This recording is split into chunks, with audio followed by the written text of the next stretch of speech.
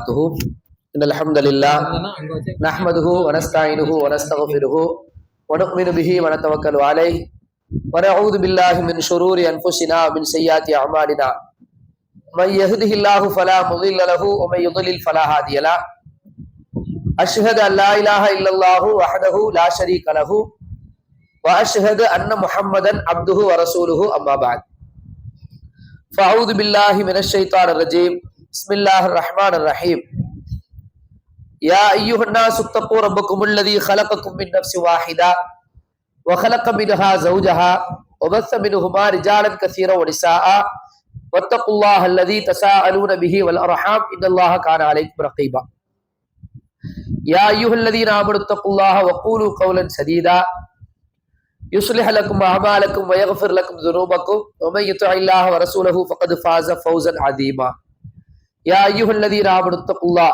حق تقاته ولا تموتن إلا وأنتم مسلمون اللهم صل على محمد وعلى آل محمد كما صليت على إبراهيم وعلى آل إبراهيم إنك حميد مجيد اللهم بارك على محمد وعلى آل محمد كما باركت على إبراهيم وعلى آل إبراهيم إنك حميد مجيد. கண்ணியத்திற்குரிய எல்லாம் வல்ல அல்லாஹ்வின் நல்லடியார்களே, மாணவர்கள், பெற்றோர்கள், நிர்வாக பெருமக்கள், சிறப்பு அழைப்பாளர்கள், விருந்தினர்கள், இப்படி ஒரு அருமையான மக்கள் எல்லோரும் குழுமி இருக்கக்கூடிய சந்தர்ப்பத்தில நம்முடைய இளந்தளிர்களுடைய எதிர்காலம் செவ்வனே சிறப்பாக இருக்க வேண்டும் என்பதற்காகவே அமைக்கப்பட்ட மதரசாக்களினுடைய இந்த முக்கியமான ஒரு நிகழ்வில் நாம் பங்கு பெற்றிருக்கிறோம். இந்த ஃபங்க்ஷனுடைய முக்கிய நோக்கம் என்னவென்றால் நம்முடைய எதிர்காலம் தான். அதுதான் இதனுடைய நோக்கம். இங்க மேடையில் அமர்ந்திருக்கக்கூடிய பெரியவர்கள், ஊரினுடைய முக்கியஸ்தர்கள், நம்முடைய மதரசாவினுடைய முதல்வர் மற்றும் மேடைக்கு பின்னால் இருந்து இந்த நிகழ்வுகளை எல்லாம் அழகான முறையில அமைத்து தந்து கொண்டிருக்கின்ற நிர்வாக பெருமக்கள், மேடைக்கு முன்னாலே வீற்றிருக்கக்கூடிய பெற்றோர்கள், இந்த மதரசாவினுடைய முத்தாவின்கள், ஏதாவது ஒரு வகையில் இந்த மதரசாவிற்கு உதவி செய்யக்கூடிய உதவியாளர்கள், இப்படி நாம் எல்லோருமே இங்கு குழுமி இருக்கக்கூடிய நோக்கம், இங்கு பேசுவதற்காக இங்கு படிக்கப்பட்டிருக்கக்கூடிய நோக்கம், பேசிக் கொண்டிருக்கக்கூடிய நோக்கம் அனைத்துமே ஒரே எதிர்பார்ப்பு தான். எதிர்கால மேலப்பாளையம், எதிர்கால இந்தியா, எதிர்காலத்திலே நம்முடைய பிள்ளைகள் என்னவாக போகிறார்கள், எப்படி வாழ போகிறார்கள். பொதுவாகவே நாம் வாழ்கிற சூழல்கள் எல்லாமே நாளுக்கு நாள் வெவ்வேறு சூழல்களாக, நிறங்களாக மாறிக்கொண்டே இருக்கின்றது.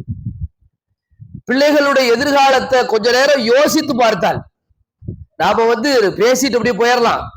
ஆனால் உட்கார்ந்து ஒரு 5 நிமிஷம், ஒரு 10 நிமிஷம் நம்ம ஊருடைய சூழல், நாம் வாழ்கிற இந்த நாட்டினுடைய சூழல், பிள்ளைகளுடைய யதார்த்தமான கல்வி சூழல், கல்லூரி சூழல், வட்டாரம், நம்முடைய பழக்க வழக்கம், பிள்ளைகளுடைய நிலைகளை எல்லாம் யோசித்து பார்த்தோம் என்று சொன்னால், இது போன்ற இந்த மீட்டிங், இது போன்ற இந்த மதரசாக்களுடைய படிகள் எவ்வளவு முக்கியம் என்பது நமக்கு தெரியும்.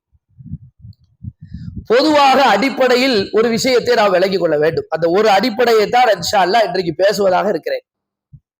என்ன அப்படின்னா, எவ்வளவு குழப்பங்கள் சூழ்ந்திருந்தாலும் குழப்பங்களிலிருந்து மக்களை காப்பதற்கும், நம்முடைய எதிர்காலம், எதிர்காலம் என்று நான் சொல்வது ஒட்டுமொத்த சமூகத்தின் எதிர்காலம், இந்தியாவினுடைய எதிர்காலம் மட்டுமில்லாமல் இது எல்லாமே சாத்தியமாகணும், சரியாகணும்னு சொன்னா நம்முடைய வித்துக்கள் இருக்கோம்ல, நாம ஊன்றுகிறோம்ல இந்த ஊர்ல, யார் அது?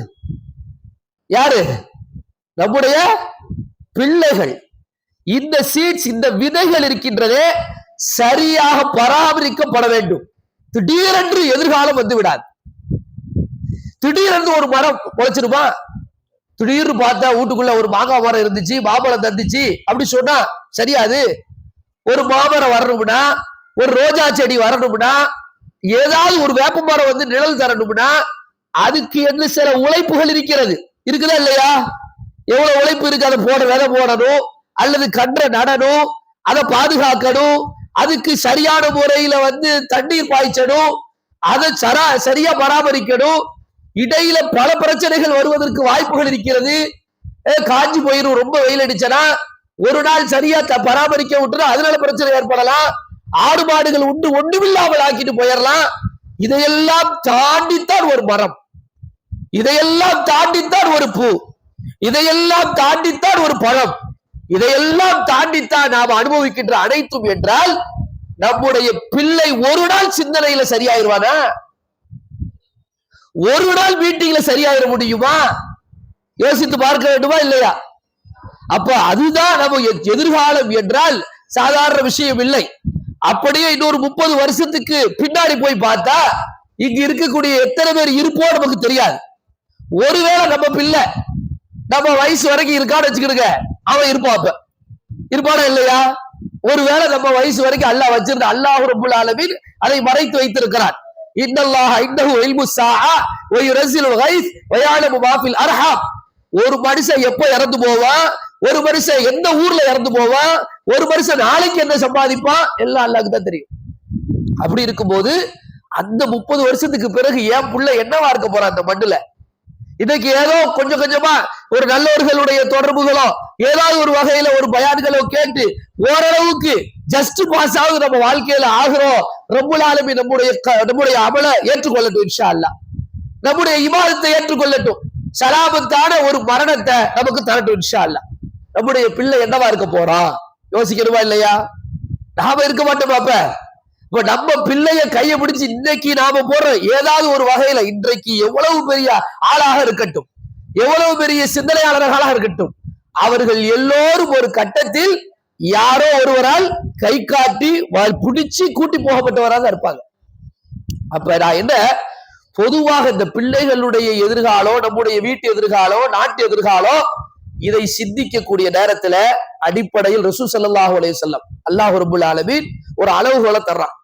நம்ம சரியா வழிகாட்டப்பட்ட உம்மத், ஒண்ணுக்கும் வழிகாட்டப்பட்ட உம்மத், கைவிடப்பட்டவர்கள் அல்ல. அல்லாஹ் நபி ஸல்லல்லாஹு அலைஹி வஸல்லத்தை பத்தி சொல்றான், நீங்க வழி தெரியாம இருக்கும் பொழுது நாம உங்களுக்கு ஹிதாயத்தை காட்டுறோமா இல்லையா? சூரத்துல் லுஹாவுல அல்லாஹ் அதை சொல்லி காண்பிக்கிறான். அல்லாஹ் ரப்புல் ஆலமீன் நபி ஸல்லல்லாஹு அலைஹி வஸல்லத்தை அழைச்சு, நீங்க ஒண்ணுமே தெரியாம இருந்தீங்களே, ஃபஹதா வவஜதக லால்லன் ஃபஹதா, நீங்கள் வழி தெரியாமல் இருக்கக்கூடிய நேரத்திலே நாம் வழியை காட்டினோம், சரியான பாதை இதுதான் காமிச்சோம் என்று அல்லாஹ்வுடைய தூதர் ஸல்லல்லாஹு அலைஹி வஸல்லத்தை பார்த்து அல்லாஹ் சொல்கிறார். அந்த வழிதான் நமக்கும். நாம எதை கண்டு வருத்தப்படலாம், சிந்தனை செய்ய வேண்டும், திட்டமிட வேண்டும், எதை கண்டும் அஞ்ச வேண்டிய அவசியம் கிடையாது. நமக்கு சரியா ரூட் இருக்கு, அந்த ரூட்ல நம்ம போறோமான்னு மட்டும் பார்க்கணும். மனசுலாச்சா என்ன பார்க்கணும்? நாம சரியா போறோமா, எந்த ரூட்ல போனா சரியான பாதையை நாம் பிடிக்க முடியும், எந்த ரூட்டில் சென்றால் என் பிள்ளை என்னுடைய சந்ததி வாழையடி வாழையாக இந்த மேலப்பாளையத்திலே நான் ஊன்றுகிற விரை சரியாக இருக்க முடியும் என்பதற்கு வழிகாட்டுதல் இருக்கு.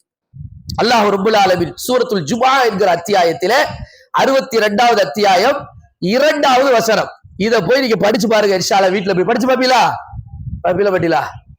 தமிழ்ல இருக்குல்ல குர்ஆன், தமிழ்ல வீட்டுல இருக்கும்ல, வீட்டுல கேட்டு வாங்கிக்கிறங்க இன்ஷா அல்லாஹ். 62வது அத்தியாயம் 2வது வசனம், அல்லாஹ் ரப்புல் ஆலமீன் ஒட்டுமொத்த நபிமார்கள் இறக்கப்பட்டதனுடைய நோக்கத்தை சுருக்கமாக சொல்கிறார். ஹுவல்லதி பஅஸ ஃபில் உம்மiyyin ரசூலன் மின்ஹும் யத்லு அலைஹிம் ஆயாத்திஹி வ யுஸக்கீஹிம் வ யுஅல்லிமுஹுல் கிதாப வல் ஹிக்மா. அறியாமல் இருந்த ஒரு உம்மி சமுதாயம், அந்த மக்கள், அரபகத்து மக்கள் அறியாமல் இருந்தார்களே, அந்த மக்களுக்கு மத்தியில் அல்லாஹ் ஒரு நபியை அனுப்பி வைத்தான். யார் அந்த நபி? அல்லாஹ்வுடைய தூதர் ஸல்லல்லாஹு அலைஹி வஸல்லம். நபியை எதுக்கு அனுப்பி வச்சா அப்படின்னா அதுக்கு ஒரு 3 ரீசன் இருக்கு. அந்த 3 ரீசனும் ரொம்ப முத்தாய்ப்பானது. ஏன் முத்தாய்ப்பானது என்றால், இந்த 3ஐ நாம சரியா அணுகிட்டோம்னு சொன்னா நாம இன்ஷா அல்லாஹ் இம்மையிலையும் வெற்றி பெற்றுவோம், எங்கேயும் வெற்றி பெற்றுவோம், மறுமையிலையும் வெற்றி பெற்றுவோம். யாருக்காவது நாம சரியா கைடு பண்ணணும் நாம நினைச்சா, உதாரணத்துக்கு யாருக்காவது என்ன, என் பிள்ளைய நான் சரியா வளர்க்கணும், என் பிள்ளைய நான் சரியான பாதைக்கு கொண்டு செல்லணும், என் பிள்ளை இந்த உலகத்தையும் நல்ல முறையில வாழணும், மறு உலகத்திலும் சிறந்த முறையில் அவருடைய வாழ்க்கை அமையணும்னு நமக்கு நோக்கம் இருந்தா இந்த மூணை நம்ம கவனிச்சா போதும். அல்லாஹ் நபிமார்களை அனுப்பும் போது இந்த மூணு விஷயத்திற்கு அவர்கள் வந்தார்கள். ஒன்று, யத்லு அலைஹிம் ஆயாத்திஹி, வேத வசனத்தை ஓதி காட்ட. முதல் ரீசன் என்ன தெரியுதா? உலகத்திலையும் மறு உலகத்திலையும் நாம வெற்றி பெறணும்னு சொன்னா அதுக்கு அடிப்படையில நாம யாராக இருக்கணும்? குர்ஆனை படிக்கக்கூடியவர்களாக இருக்க வேண்டும். First reason. ரசூல் ஸல்லல்லாஹு அலைஹி வஸல்லம் அந்த உம்மத்துல நம்மெல்லாம் கேள்விப்பட்டிருப்போம் நிறைய வரலாறுல.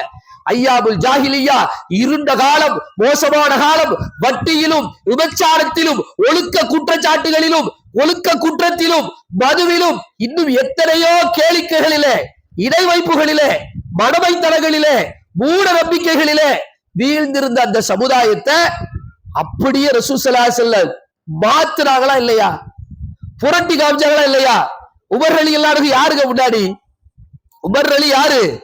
இஸ்லாத்தினுடைய மிகப்பெரிய எதிரியாக இருந்தவர்கள் இல்லையா? இக்ரிமா இன்றைக்கு உம்ராக்கு போகக்கூடியவர்களுக்கு அவங்க காட்டியிருப்பாங்க, 5க்கு போற சொல்லுவாங்க. தாயிஃப்ல போகும்போது இது இக்ரிமா அணை கட்டும்பாங்க. இக்ரிமா இப்னு அபூஜஹல், அபூஜஹல் என்ற ஒரு கர்ண கொடூரமான ஒருவருடைய பிள்ளை தான் யாரு? இக்ரிமா.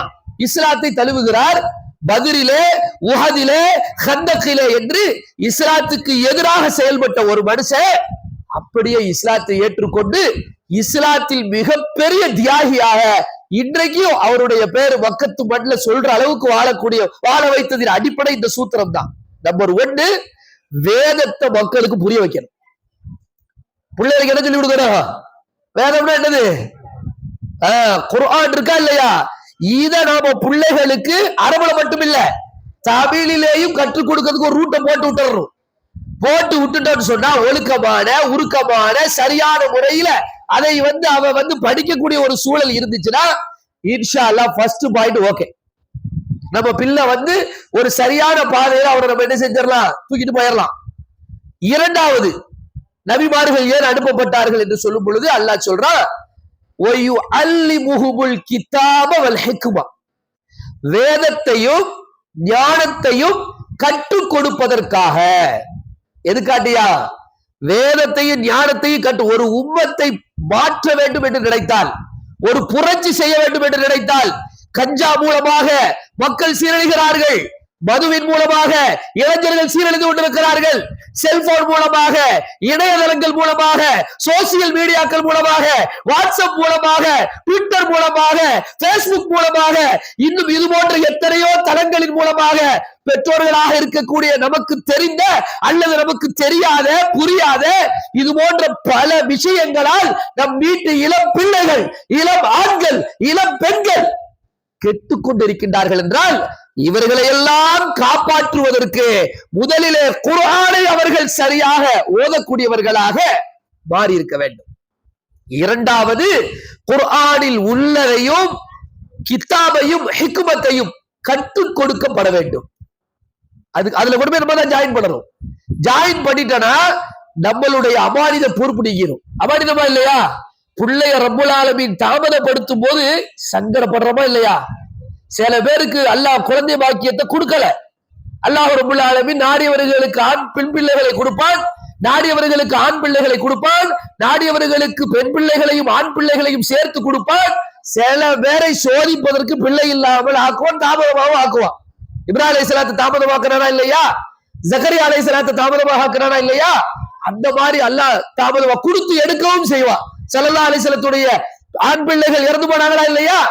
இப்படி எல்லாம் இருக்கக்கூடிய சூழல்ல கண்ணுக்கு கண்ணாக நம்முடைய கண்களின் குளிர்ச்சியாக என் புள்ள, என் பொம்பளை புள்ள, என் பையன், என் வீட்டு ராஜா, என் வீட்டு ராணி, இளவரசி என்று நாம் கொஞ்சுகின்றோமே, இந்த அமானிதங்களை சரியான முறையில நாம காப்பாற்றணும்னு சொன்னா வேதத்தை கற்றுக் கொடுக்கணும், ஞானத்தை கற்றுக் கொடுக்கணும். இந்த 2 விஷயம். மூணாவது பணியாக அல்லாஹ் சொல்கிறான், தூய்மைப்படுத்துவார்கள். அவர்களுடைய உள்ளத்தையும் வெளியையும் அகத்தையும் புறத்தையும் தூய்மைப்படுத்துவது நபிமார்களுடைய வழி.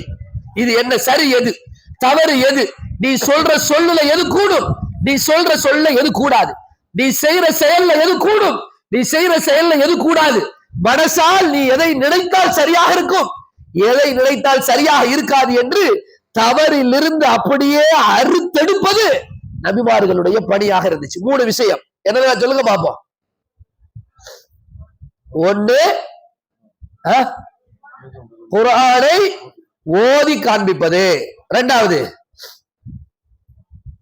என்னாச்சு, வேதத்தையும் ஞானத்தையும் கற்றுக் கொடுப்பது. 3வது தஸ்கியா. தஸ்கியா அரபில சொல்லுங்க பாப்பா.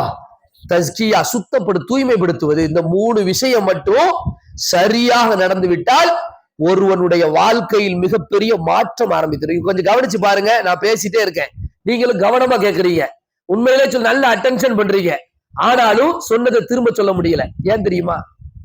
ஓதுவது என்பது வேறு, படிப்பது என்பது வேறு. நல்லா புரிஞ்சுக்கிடுங்க.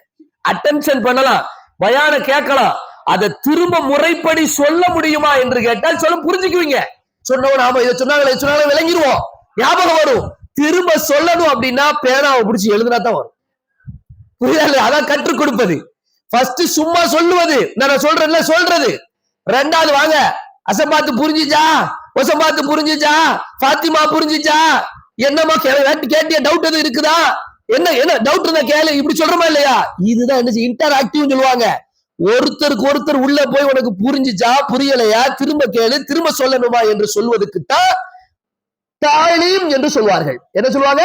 தாலீம். அல்லிமுஹுமுல் கிதாப வல் ஹிக்மா. இத ரசூல் ஸல்லல்லாஹு அலைஹி வஸல்லம் செஞ்சாங்க. ரசூல பேசி அப்படியே உடல உம்மத்தை உருவாக்குறாங்க. இன்றைக்கு அபூபக்கர் ரலியல்லாஹு அன்ஹு, உமர் ரலியல்லாஹு அன்ஹு, உஸ்மான் ரலியல்லாஹு அன்ஹு, அலி ரலியல்லாஹு அன்ஹு, ஆயிஷா ரலியல்லாஹு அன்ஹா, கதீஜா ரலியல்லாஹு அன்ஹு, அஸ்மா ரலியல்லாஹு அன்ஹா, இது போன்ற பெரும் பெரும் சஹாபிகள் எல்லாம் உருவாகி இன்றைக்கு வரலாற்று நாயகர்களாக திகழ்கிறார்கள் என்று சொன்னால் இந்த அடிப்படையில் அவர்கள் வார்க்கப்பட்டார்கள். விளங்கிச்சா? சொன்னதை திரும்ப கேட்டா டக்குனு ஞாபகம் வரலன்னு சொன்னா உட்கார்ந்து படித்தால் சிந்தனை வரும். இந்த மதரசாவுடைய பணி இருக்கு பத்தியா, இந்த பணிதான்.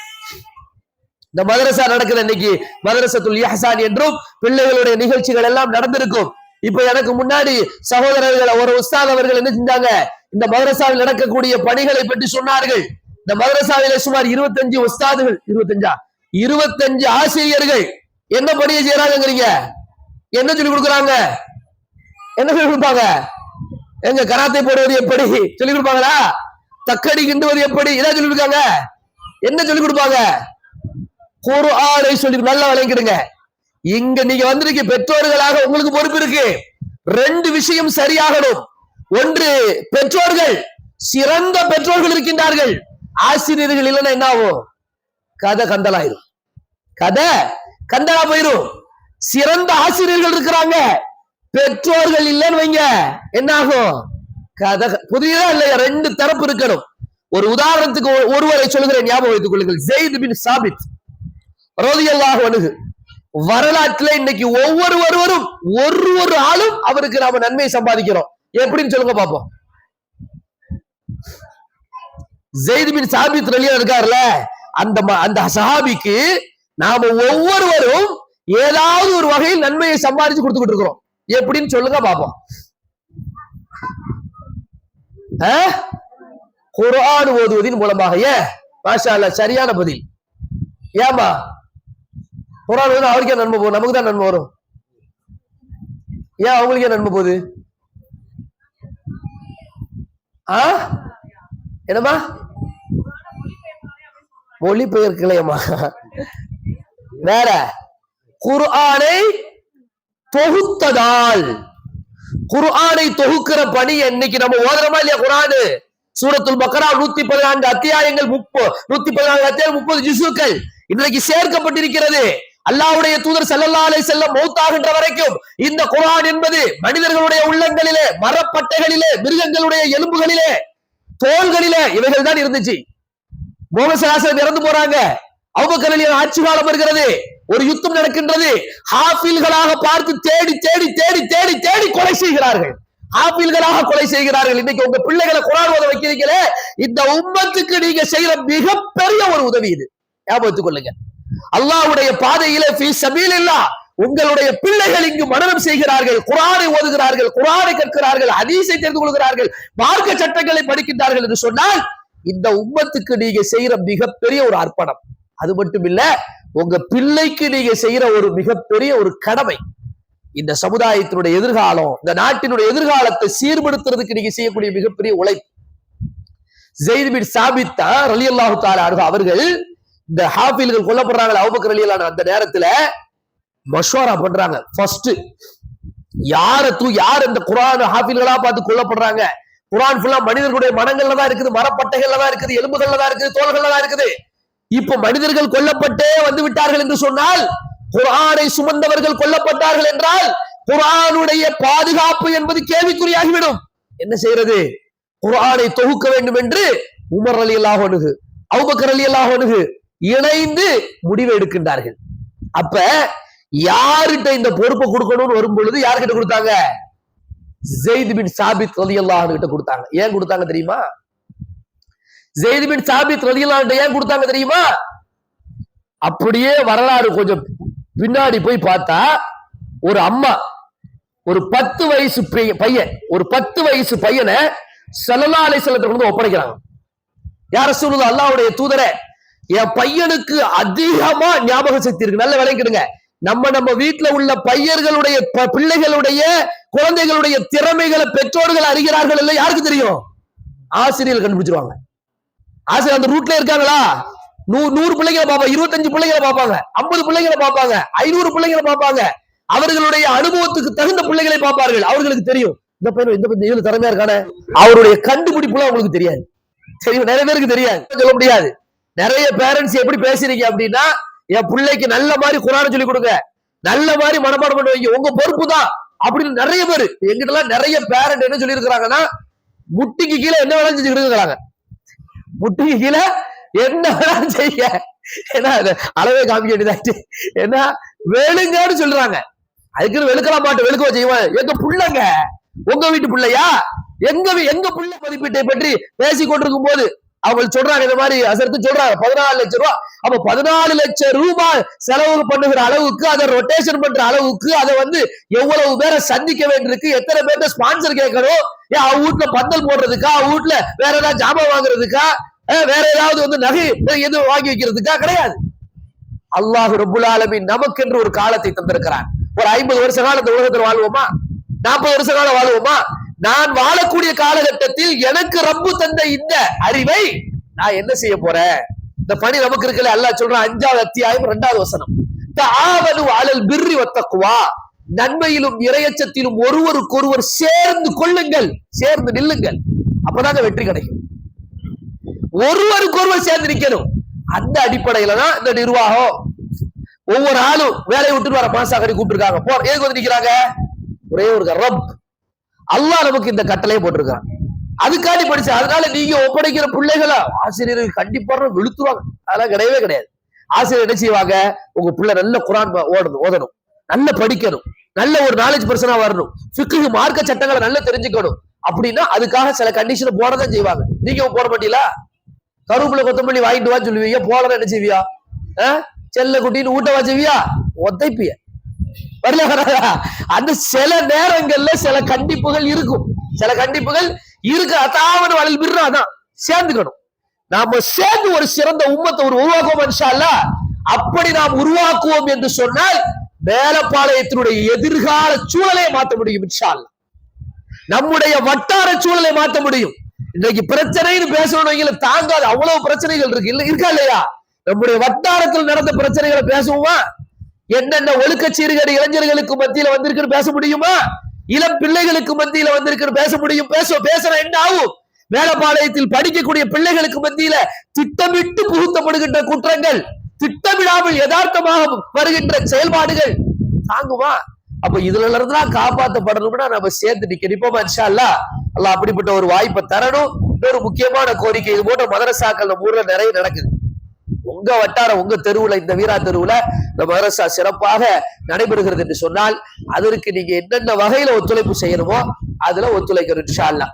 எந்தெந்த வகையில துஆவின் மூலமா ஒத்துழைப்பு செய்ய முடியும் செஞ்சுட்டு துஆ செய்யுங்க. தஹஜ்ஜுத் எந்திரிப்பீங்கல்ல, அப்ப என்ன செய்யுங்க? மதரசாவுக்காக இல்ல இந்த பிள்ளைகளுக்காக நீங்க துவா செய்யுங்க. ஒரு விஷயத்தை நல்லா விளங்கிடுங்க, பிள்ளைக்கு பாடம் வரும் பாடம் வரல அதெல்லாம் ரெண்டாவது விஷயம். நம்ம பிள்ளைய விடுவோம், மாசால விடுவோம்.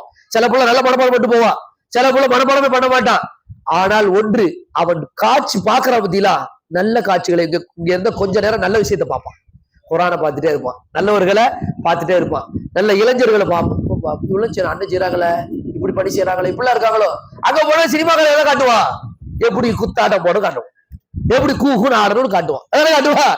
இங்க பிள்ளைல ஒண்ணுமே கொஞ்ச நேரம் ஒரு மணி நேரம் விட்டுருக்கீங்கல்ல, என்ன ஒரு மணி நேரம் என்ன நடக்குது எங்க அல்ஹம்துலில்லாஹி ரப்பில் ஆலமீன். இதே தானே, ஒருத்தங்க ஓதுவாரு, ஒருத்தரங்க கண்டிப்பா ஒருத்தங்க பயன் பேசுறவங்க உபதேசம் பண்ணுவாரு. அப்ப நல்ல காட்சிகளை ஒரு மணி நேரம் உங்களுடைய பிள்ளைகளுக்கு நீங்கள் காட்டுகிறீர்கள், நல்ல மக்களை நீங்கள் காட்டுகிறீர்கள். இதை நீங்க விலகிக் கொள்ளுங்க இன்ஷா அல்லாஹ். அல்லாஹு தஆலா போதுமானவன். இன்றைக்கு அடுத்தடுத்த கட்டத்திற்கு இந்த மதரசாவும் இல்லாம நம்முடைய பிள்ளைகளுடைய வாழ்க்கையும் செல்ல வேண்டும் என்று சொன்னால் அதற்காக அழகிய முறையில நாம திட்டமிட்டு சிறப்பான முறையில நாம என்ன செய்ய வேண்டும், செயல்பட வேண்டும்.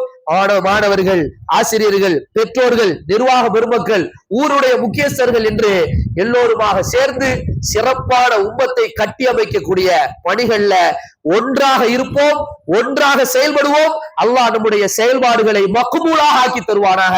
நம்முடைய ஜன்னத்துல் ஃபிர்தௌஸுல் அலா என்கிற உயர்ந்த சொர்க்கத்திலே நபிமார்களோடு, சித்தீகீன்களோடு, சுஹதாக்களோடு, சாலிஹீன்களோடு நாமும் நம்முடைய சந்ததிகளும் இன்ஷா அல்லாஹ் ஒன்றாக இருப்போமாக. வாஹிரு தாவானா அல்ஹம்துலில்லாஹி ரப்பில் ஆலமீன். அஸ்ஸலாமு அலைக்கும் வரஹ்மத்துல்லாஹி வபரகாத்துஹு.